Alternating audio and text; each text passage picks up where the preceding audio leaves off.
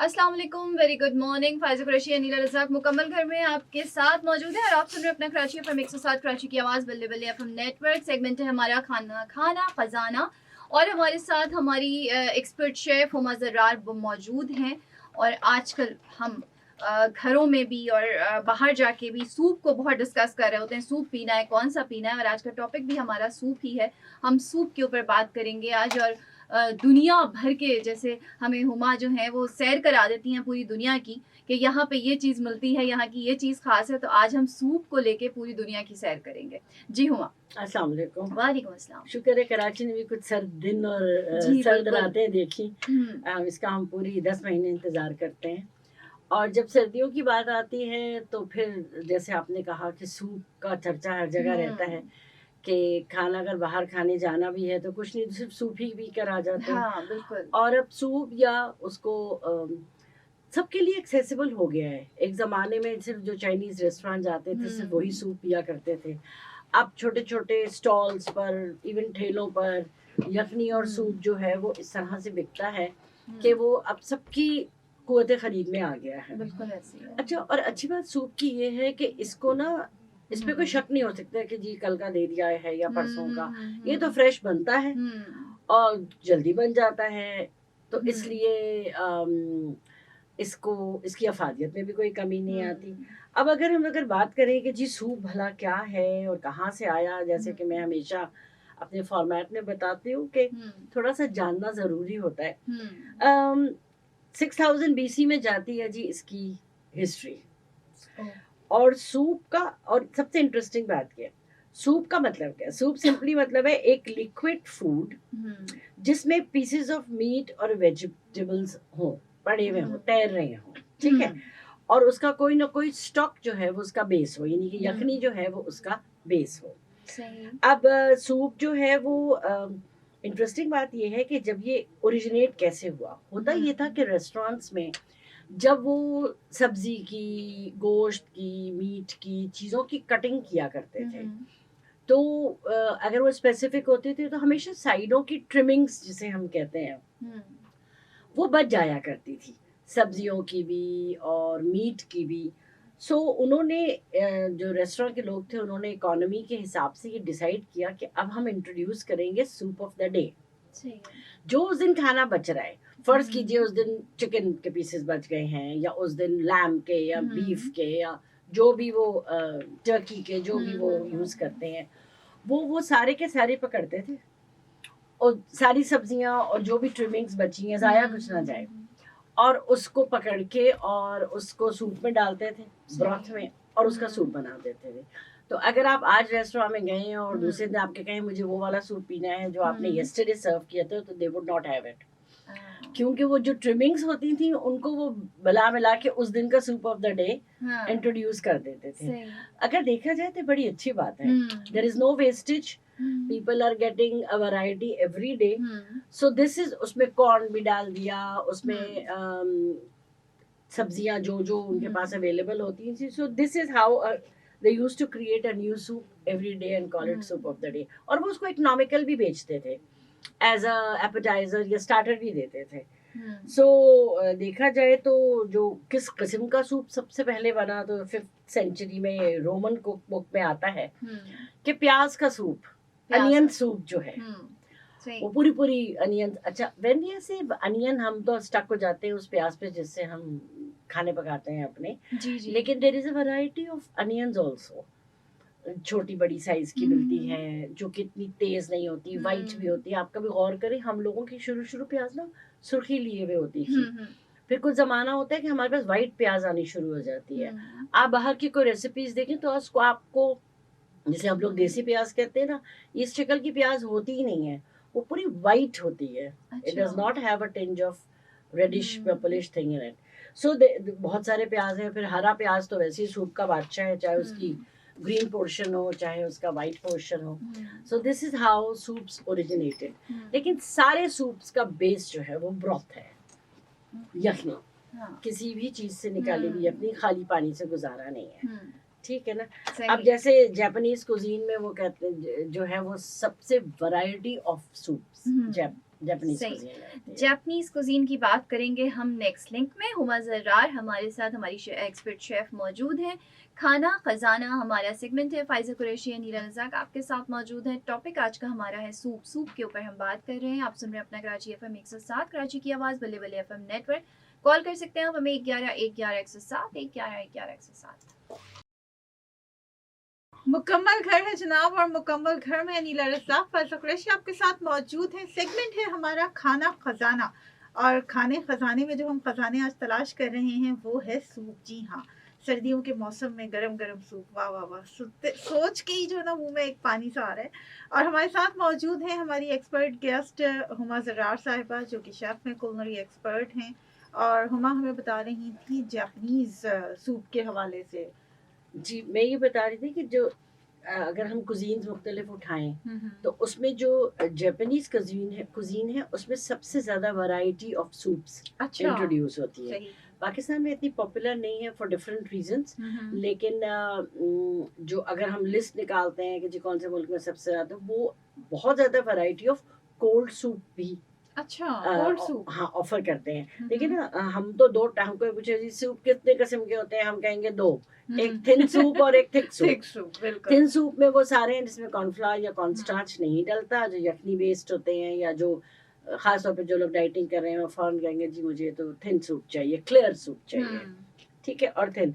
लेकिन एक्चुअली दुनिया में अगर हम बात ब्रॉडर स्पेक्ट्रम की करें तो कोल्ड सूप्स भी बहुत हैं। अच्छा, ठीक है ना, कोल्ड सूप्स में mostly Italy, Taiwan, Spain, Korea, Russia, ये सब वो ममालिक हैं जो बड़ी अच्छी वैरायटी कोल्ड सूप के देते हैं, और हम लोग ना इमेजिन नहीं कर पाते क्योंकि हमारा वो टेस्ट ही डेवलप नहीं हुआ है। तो ये कोल्ड सूप में क्या होता है? कोल्ड तो सूप फ्रिज में ना रख देते हैं उसको?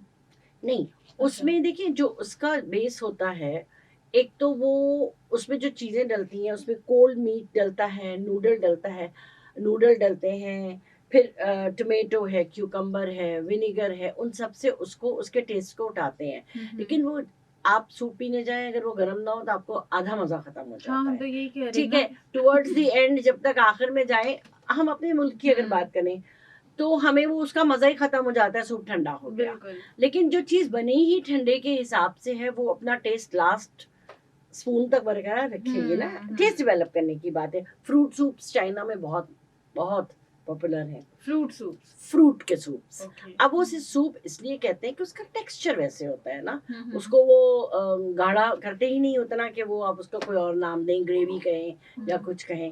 अब इसमें एक बड़ी मजे की बात ये थी कि जब मैं सर्च कर रही थी तो अगर मैंने कहा कि अगर कोई बाहर बैठ के पाकिस्तान का सूप सर्च करे, पाकिस्तान का सूप, तो भला उसके जहन में क्या आता है? To my surprise it was हमारे सालन। हाँ, क्योंकि वो सूपी होते हैं ना, पतले होते हैं ना, हमारे शोरबे होते हैं। हम उसको रोटी से डिप करके खाते हैं, बाहर के लोगों के आगे आप अगर वो रख दें तो वो ब्रेड या बन से खाएंगे। और फिर वो उसको बाकी को पी भी लेंगे सूप की तरह से। सूप की तरह से। आप देखिए पाए जो लोग सर्दियों में खाते हैं, बहुत सारे लोग जो हैं पाए बनाते वक्त उसको थोड़ा सा थिन रखते हैं और फिर उसमें नान या रोटी डुबो के खाते हैं, तो उनको ज्यादा ज्यादा मजा आता है उसका। सो चीज़ें इवॉल्व करती हैं। अब अगर हम पाकिस्तान स्पेसिफिक या जिन चीज़ों से हम लोग फेमिलियर हैं उसकी बात करें तो जी चाइनीज़ सूप पाकिस्तान में सबसे पहले बस चाइनीज़ आए और उन्होंने जो chicken corn soup and hot and सार सूप से पाकिस्तान में सूप्स का आगाज़ हुआ।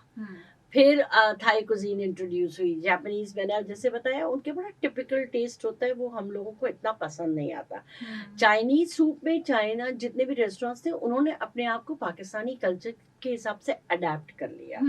चिकन कॉर्न सूप तुम कराची में पी लो और फिर जा करके बैंकॉक में पी लो, जमीन और आसमान का फर्क होगा वही चिकन कॉर्न सूप, लेकिन वो उसको उस तरह से नहीं बनाएंगे। इसीलिए इतने पॉपुलर भी हो गए चाइनीज कुजीन भी कि उन्होंने अपने आप को बहुत अडेप्ट किया हमारे कल्चर को अडॉप्ट करके। फिर जो दूसरे थे जैसे टॉम यम सूप, अब आजकल बहुत सुनने में आ रहा है। खाउसे भी है, it's actually a kind of a soup. अच्छा जी, जो उसकी करी अलग बनती है और उसके नूडल्स अलग बॉईल होते हैं। ठीक है, टॉम यम का बड़ा मजा है। टॉम का मतलब है बॉइल्ड और यम का मतलब है स्पाइसी। वो तो स्पाइसी भी होता है ना? हाँ स्पाइसी भी होता है, उसमें रेड चिली पेस्ट वगैरह डलता है। फिर चाइनीज सूप में आपके इसके अलावा भी जो हम चिकन कॉर्न या हॉट एंड सार पीते हैं वो तो अब छोटे छोटे स्टॉल्स पर और ठेलों हर तक में जगह बिकता मिलता है। बिल्कुल। उसके अलावा जो थोड़ी फाइन डाइनिंग में जाए तो मशरूम सूप है, वॉन्टन सूप है, टोमेटो सूप है। टमेटो सूप है, एग ड्रॉप सूप है, फिर जो नूडल्स के साथ बनाते हैं इसी में जो और ज़्यादा वैरायटी इंट्रोड्यूस करते हैं। फिर वो पम्पकिन सूप भी बनाते हैं, दालों के सूप भी बनाते हैं। आप ऑर्डर करें तो उनके पास लेंटिल सूप के नाम से दालों का सूप होगा। मैं ये समझती हूँ कि वाकई अगर दालों को हम चाहते हैं कि प्रोटीन मिले, ख़ास तौर पे बूढ़ों के लिए, मैं जो बुजुर्ग हैं उनके लिए, क्योंकि वो रोटी इतनी नहीं खा पाते, आधी रोटी खा के उनका पेट भर जाता है।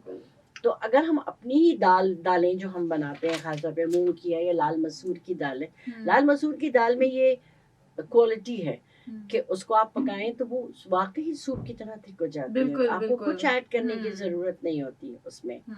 जो बाजार में चने मिलते हैं ना, नान छोले और ये सब, उसमें वो चनों के साथ साथ, सफेद काबली चनों के साथ साथ लाल मसूर की दाल डालते हैं। वो उसके सालन को थिक और स्मूथ करता है और टेस्ट एनहांस करता है। और वो बहुत जल्दी मैश भी हो जाती है ना, बिल्कुल ब्लेंड हो जाती है, बिल्कुल वो उसके साथ मिल जाती है। वो आपकी वो थिकनेस और ग्रेवी रहती है। आप कभी कोशिश करें या कभी चाहें और अगर लाल मसूर की दाल का सूप बनाएं, बहुत टेस्टी बनता है। ठीक है ना, बस नमक डालना और काली मिर्च डालना, लाल मिर्च नहीं डालना। हल्दी डालें, उसका कलर होगा। थोड़ा सा पूरा गल जाए तो उसको मैश कर लें, बहुत टेस्टी बनती है। ठीक है ना। अच्छा, फिर एक और ये कि जी सूप जो है वो सूप का स्टेटस भी बड़े सालों तक रहा कि भाई इसको हम स्टार्टर कहें या इसको हम मेन कोर्स का हिस्सा कहें। क्योंकि जो सूप इंट्रोड्यूस होने का कॉन्सेप्ट था उसमें तो ये था कि पहले सूप पिला दो ताकि खाना लोग कम खाएं, लोग सूप से ही पेट भर लें। उसके साथ क्रैकर्स आते हैं, वो रेड चिली पेस्ट होता है, तो उसका पहले तो ये होता था। क्यों, लेकिन सूप को हम स्टार्टर्स या एपेटाइजर इसलिए भी कहते हैं, या उसको खाने में सबसे पहले अगर आप उसको मेन डिश के साथ भी मंगवा रहे हैं तो इसलिए भी पहले होता है कि एक तो वो गरम गरम खाया जाता है, आप चावल या ग्रेवी बाद में भी खा सकते हैं। दूसरा ये कि scientifically it secretes digestive juices. जब उसे खाएं तो वो डाइजेस्टिव जूस एक्टिवेट करता है वो आपके मेटाबॉलिज्म को, ताकि उसके बाद वाला खाना। आप देखिए, हम कहते हैं ना चाइनीज खाना तो बड़ी जल्दी हजम हो जाता है। बिल्कुल। लोग समझते हैं शायद इसलिए कि उसमें लाल मिर्चें नहीं डली हैं, इसलिए नहीं होता। बेसिकली या तेल नहीं डला है, वो लाइटर मोड में पकता है। और उसमें अगर हम सूप किसी भी तरह का ऐड कर लेते हैं अपने खाने में तो वो फिर डाइजेस्टिव अच्छा रहता है। ठीक है ना। अच्छे सूप की क्या निशानी है? बहुत से लोग कहते हैं हमने यखनी बनाई, ऐसी बेकार पानी जैसी बनी, कोई टेस्ट ही नहीं था। तो उसकी एक दो चीजें नहीं है। एक सीधे सीधी है, फ्लेवर हो, उसमें आपका टेक्सचर हो उस सूप का, और फिर उसका टेस्ट हो।